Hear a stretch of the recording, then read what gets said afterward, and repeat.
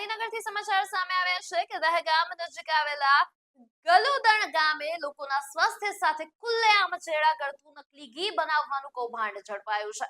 Gandhinagar range આઈજીની ટીમે દરોડો પાડીને Anjani marketing ખાતે ચાલતા આ મિલાવટી ઘીના કાળા કારોબારનો પર્દાફાશ કર્યો છે. આ ફેક્ટરીમાં માનવ શરીર માટે અત્યંત હાનિકારક એવા કેમિકલ, કલર અને એસેન્સનો ઉપયોગ કરીને શુદ્ધ ઘી જેવો જ દેખાવ ધરાવતું નકલી ઘી તૈયાર કરવામાં આવતું હતું. આ ઝેરી જથ્થાને અંજની ઘી અને અનુજ ઘી બ્રાન્ડના નામે પેક કરીને બજારમાં પધરાવવામાં આવતું હતું. ઘટના સ્થળે ફૂડ એન્ડ ડ્રગ્સ વિભાગની ટીમે પહોંચીને સેમ્પલો લેવાની તથા માલ સામાન સીઝ કરવાની કામગીરી હાથ ધરી છે.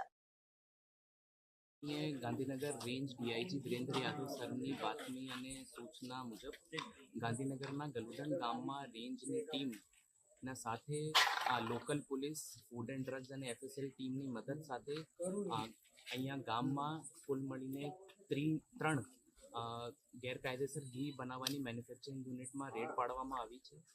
આ 3 યુનિટમાં અંજની, અનુજ અને બરસાના ઘી નામના બ્રાન્ડ ચાલતા હતા અને અહીંયા કુલ મળીને 9,300 કિલો જેટલો ઘીનો જથ્થો જપ્ત કરવામાં આવ્યું છે, જેની કુલ કિંમત 48 લાખ રૂપિયા છે.